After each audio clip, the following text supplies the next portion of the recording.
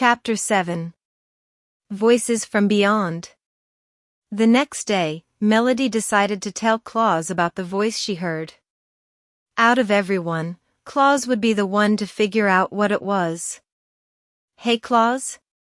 Melody asked as she knocked on his bedroom door. "What do you need, Melody?" Claus's voice came through the door.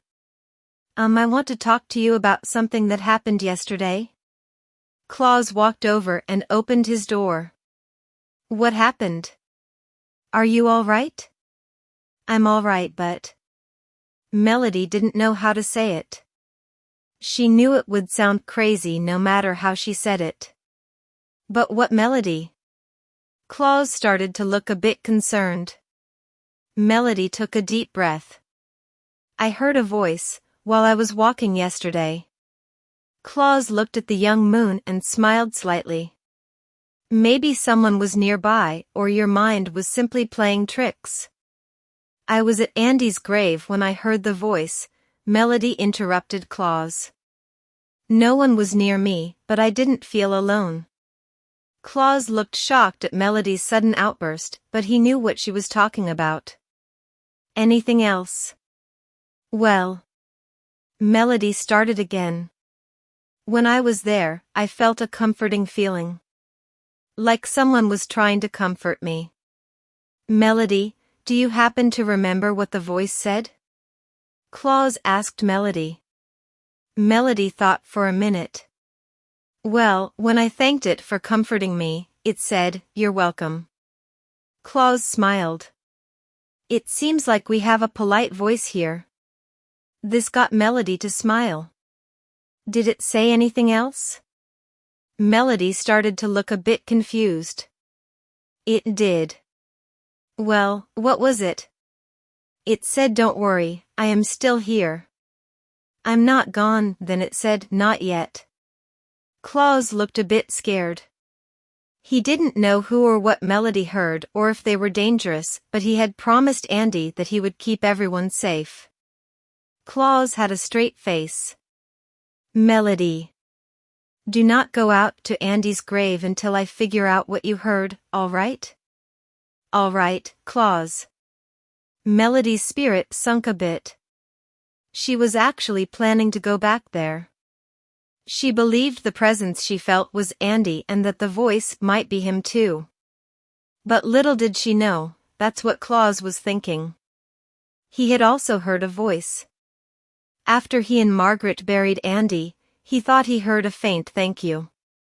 Now Melody heard a voice in the same spot. He decided to go out and see if his guess is right. As Claus walked through the vast field of trees, he arrived at Andy's grave. As Melody said, Claus felt a comforting presence. It actually felt like someone was there. Claus decided that if the voice would respond to Melody when she said thank you, then he should try talking to it. "Hello?" Claus asked, hoping what Melody heard wasn't real. Claus sat down near the tree. After a minute or so, he heard a voice. "Hi."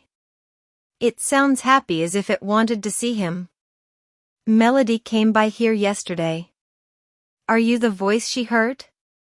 It felt like something sat next to him to talk. "I am." This was starting to freak Claus out. He was communicating with something he can't see. "Who are you?" He needed to know who or what the voice belongs to. Some time went by. "You know who?" Claus was confused, but this made him think this could be Andy he was talking to. "Are you Andy?" Claus was careful about what he asked. After a few minutes, the voice responded. "Hi, Claus." It was Andy. Knowing this, Claus calmed down, knowing that he wasn't talking to something dangerous. "Hello, Andy." Claus waited. "Hi." Claus wondered.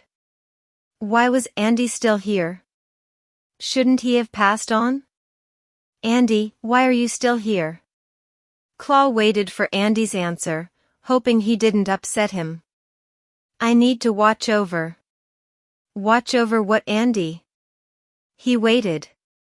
My friends. Claus was confused.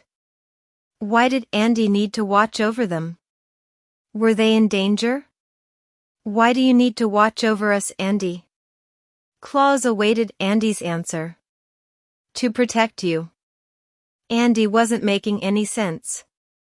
Why did he need to protect them? Why do you need to protect us, Andy? Claus asked. Claus thought for a second. Andy, are we in danger? Andy didn't respond, it stayed quiet for a long time. Claus thought Andy wasn't going to answer, so he started back to the house until he heard something that sent chills through him. Yes, you are. Claus looked back at the tree and was shocked. He could have sworn he saw Andy just standing there, looking at him. He looked sad. Thank you, Andy. I'll see you later. Andy looked like he smiled then disappeared when Claus blinked. I'll see you guys soon. Claus started to cry a bit. Those were Andy's last words before he died. Claus went back to the house and told Melody that she could go to Andy's grave before heading towards his room. He decided to check on Felix since he hadn't seen him in a while. Felix, are you there? Claus asked as he knocked on Felix's door. Yeah.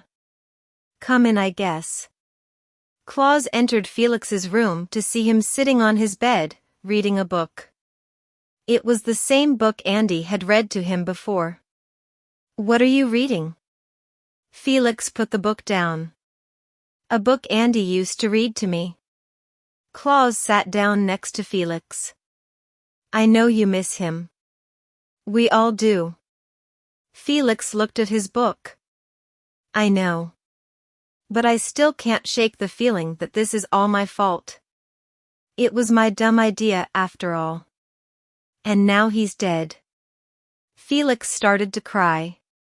Felix. You made a mistake. You shouldn't. Claus got interrupted. I shouldn't what, Claus? I made a mistake that got one of my friends killed. How am I supposed to go on knowing that I helped cause his death? Claus tried to think of something to calm Felix down. Felix. Sometimes, mistakes work like that. They could lead to harm whether or not it was intentional. That's why we should learn from them. And not beat ourselves up for them. Felix looked at Claus and then at his book. If you say so. Claus looked at the book Felix was reading and thought of something. You know. Andy had made mistakes before that caused harm. Felix looked at Claus, confused. He did? Yes, he did. Claus smiled a bit. I couldn't tell you how many times that kid climbed a tree and got hurt getting down or falling out of them. Was he all right? Felix asked. The worst injury he got was a sprained ankle or wrist, but eventually he learned to be careful. Felix thought for a second. So he learned from his mistakes, even though he got hurt? Claus smiled. There you go. Now I'm not saying you need to quickly learn from your mistake. Andy didn't, so you should take your time to learn. Felix looked back at his book and smiled. Thanks, Claus. That actually helps. Anytime, Felix. Just don't beat yourself up about it, all right? All right. Claus smiles as he leaves Felix's room and heads to his own room. As he sits down, Andy's words of danger come to mind. Claus is confused about the danger, but knows that Andy would help them. Somehow.